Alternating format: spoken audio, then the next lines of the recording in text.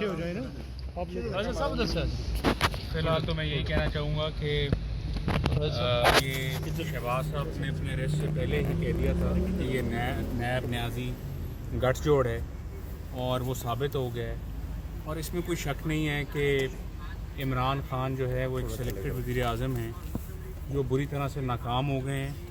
और जो उन्होंने कमिटमेंट्स की थी और कौम के साथ झूठ बोले थे कि वो 1 करोड़ नौकरियां देंगे, 50 लाख घर बनाएंगे, दूध और शहद की नहरें बहाएंगे, उस सब से नाकामियों के बाद वो मुल्क और कौम की अटेंशन को डिफ्लेक्ट करने के लिए इन होशे हथकंडों पे उतर आए हैं।